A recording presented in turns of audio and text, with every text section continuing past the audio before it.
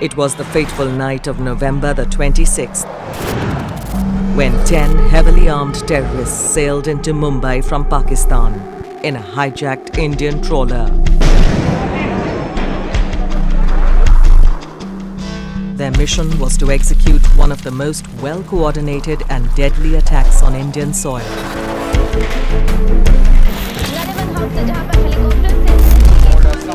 Commandos made their assault from a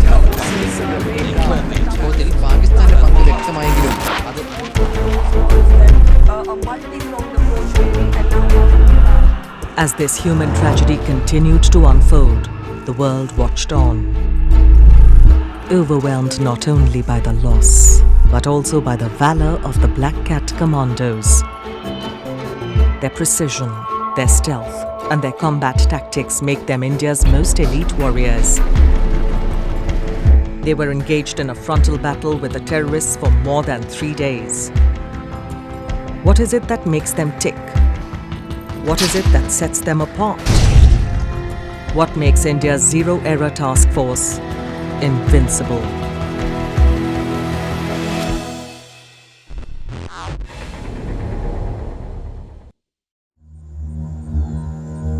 Before we move any further, we got to understand what end state, what situations, what conditions a Black Cat Commandos like to be employed.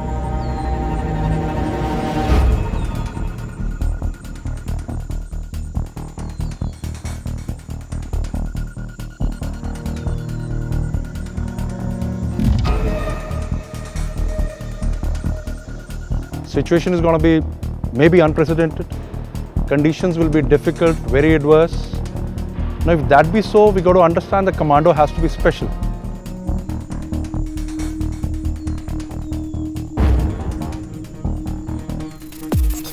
What does a special force mean? Special force means a force which is specially selected, trained and specially armed.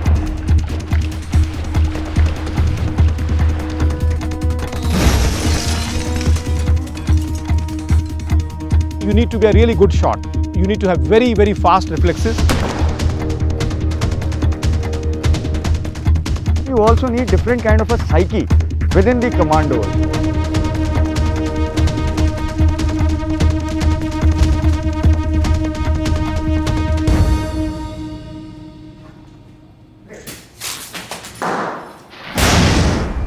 The journey of a Black Cat Commando begins much before he finds himself in catastrophic moments of national security. It starts the day a soldier volunteers his services to go through a grueling 90-day commando conversion course, testing not only his physical limits, but also the constructs of his mind.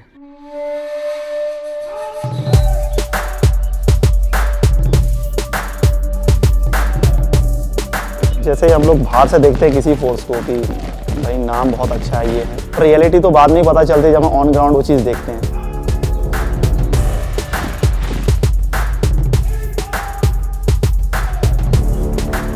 बाकी इतना तो जरूर सुना था NSG के बारे में कि जो हम ट्रेनिंग करते हैं यहाँ पर वो बड़ी टफ होती है।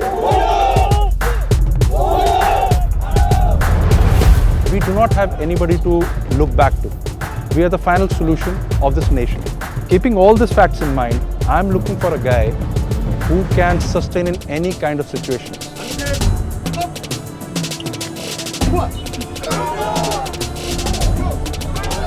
90 days 6 बजे शाम से लेके सुबह का 3 बजे तक 22 kg वेट के साथ हमेशा खड़ा रहना और 20 किलोमीटर 30 किलोमीटर और 40 किलोमीटर रनिंग करना ये रहता था। तो इसमें देखता है कि ये कमांडो के पास कितना पेशेंट है और तो कितना काइंडनेस है, कितना जेंटल है। जब मैंने एनएसजी को ज्वाइन किया था उस टाइम पर मेरा जो एज था वो 44 ईयर रनिंग हो चुका था। उसके बावजूद मेरे अंदर एक ऐसा जुनून था कि अगर मेरे सामने कोई भी आदमी किसी काम को करता है तो मेरे अंदर एक भावना सी ऐसी जागृत होती है कि जब ये आदमी इस काम को कर सकता क्या मैं नहीं कर सकता। It's a split-second decision which is separating him from a normal soldier. He has to decide how, when, how much to fire, what to fire at. A normal soldier is firing at an enemy. Here there is no enemy. Here there are targets and hostages. Before I give him this Balidan badge, I have to get him to that standard in firing, in unarmed combat, in intervention skills. I have to teach him explosives within this 90 days. The people who are able to sustain it, they get through. There's a saying that you don't get it, you can't buy it, you have to earn it. It is a great honor to be wearing the Balidan badge, but training does not end with it. As the commandos now move into specialized units within the NSG, they realize that the past 90 days was only an initiation.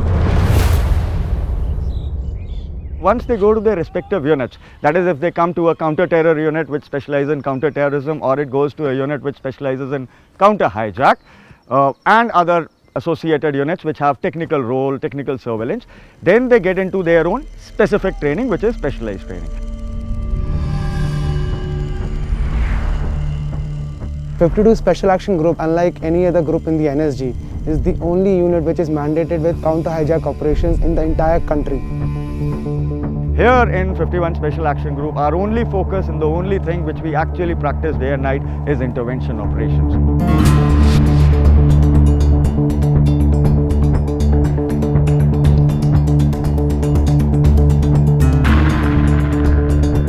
This is the time where they are made into those intervention teams, which are small squads, about 5 to 6 persons each, in which they understand how to operate together. Overall, the training is very dynamic, and like other counter-terrorist operation, our target is highly mobile. So we have to be on our toes all the time. Speed and precision is of paramount importance. You need to trust your entire team, and specifically your buddy.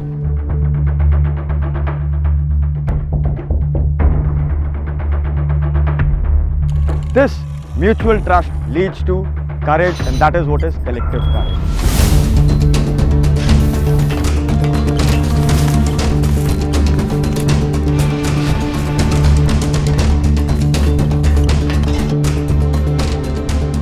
And it is as a result of this, the boys will actually move in and have the courage to cross the fatal funnel, because they trust each and everybody. They trust in their training also that they'll be able to accomplish the mission without any loss, rescue the hostage and neutralize the terrorist.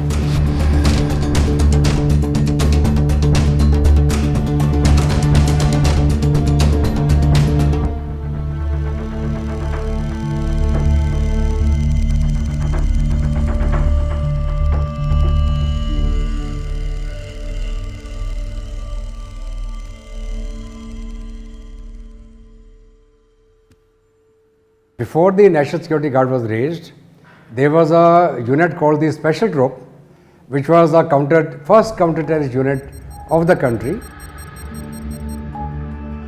While that unit came into existence somewhere in 79 and it lasted till about 1985, that was a period when Operation Blue Star also took place.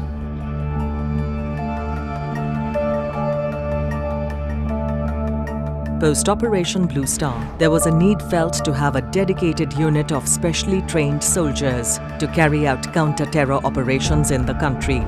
The government took a decision to raise a new organization and merge the Special Group with the new organization.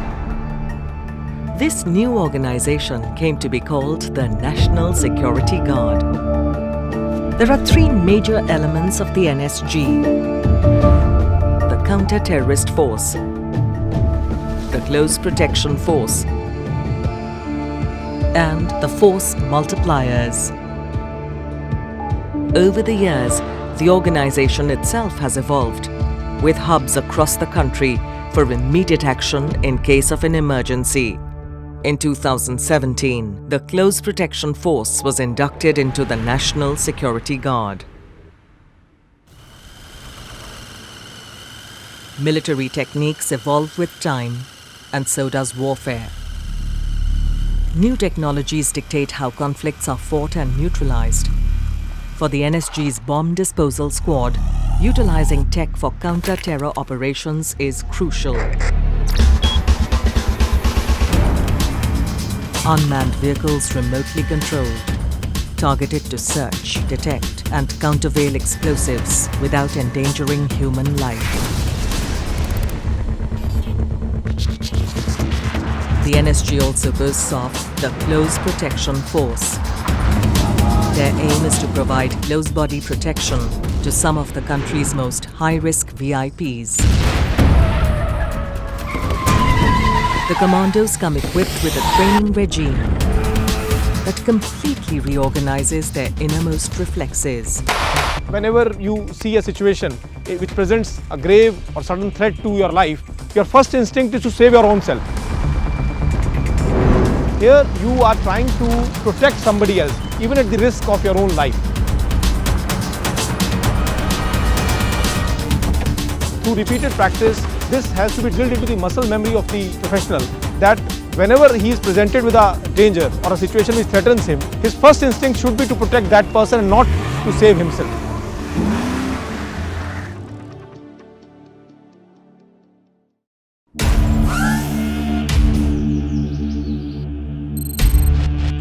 A hit functions like a true unit, moving together, shielding each other. Teamwork at its pinnacle. But within all this, the merit of individual thought finds its way. Each commando learns to take his own decisions when contingencies arise.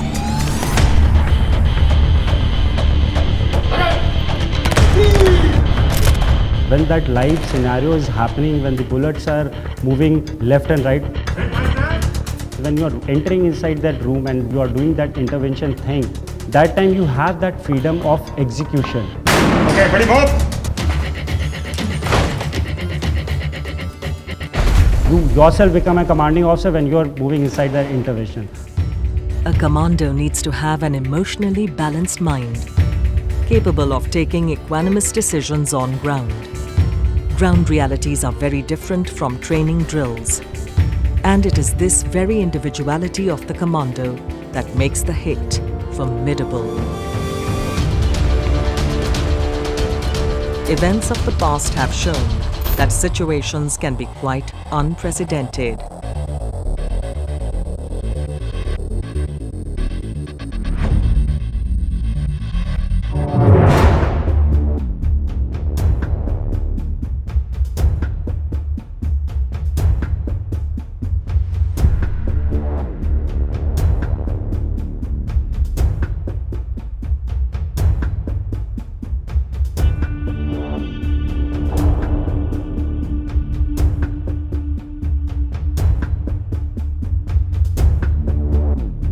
These all operations are at the strategic level. However, the operations are conducted at the sub-tactical level by these commandos, by the officers who are there on ground, and that is why it is important for each and every individual to be able to decide and react to the situation. On 2nd January 2016, the Pathankot Air Force Station was attacked by heavily armed infiltrators. Operation Dhangu Suraksha was launched. As the operation drew to a close, there was information of 2 more terrorists hiding at the airman barracks. As the hit approached the room, they were fired upon. A grenade landed close to them. Splinters hit Commando Negi's eye. Hurt and injured, he continued to battle on. वहाँ पे जो चोट लगी थी उसका ये पता नहीं चल रहा था कि हमें चोट कितनी लगी. वहाँ पे सिर्फ फोकस था टेररिस्ट को मारना है. Never losing sight of his aim, ever vigilant, fearless in the face of crisis. This is the K9 unit. Rocket burnt his paws while scouring for terrorists in a burning billet during the IAF base attack. He was awarded the Chief of Army Staff Gallantry Recommendation for courage and obedience to command. He and his counterparts are soldiers trained to hunt, identify and attack hostile forces under any given circumstance. This 5-day-long mission was one of the longest-running counter-terror operations in the country. A blasting grenade took the life of Lieutenant Colonel Niranjan, one of NSG's finest counter-IED officers.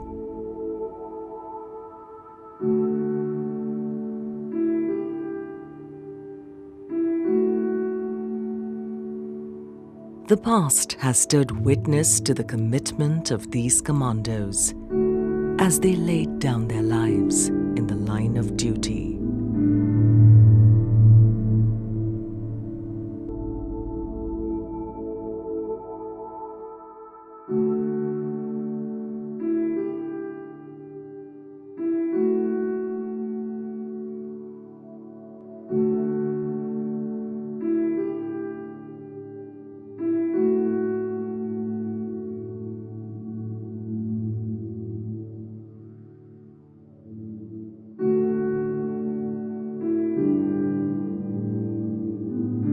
डर तो मुझे भी लगता है, लेकिन जो मेरा काम है उसके लिए आया, अगर मैं उस पर माहिर नहीं हूँ तो फिर मैं सोल्जर कहने का लायक ही नहीं हूँ।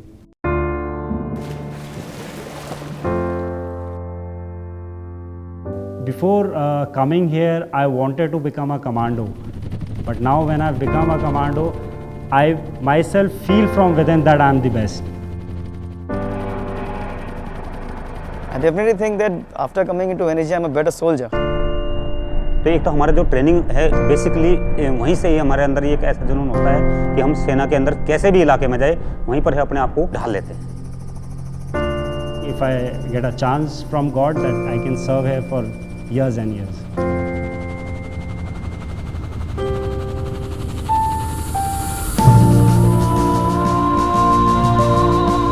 The bond between a commando and his sense of duty is a bond forged by patriotism and courage. It has the power to move mountains, the power to inspire thousands. They will always be out there, defeating fear, striving to go that extra mile, with the promise to forever guard the nation, to forever be a Black Cat Commando.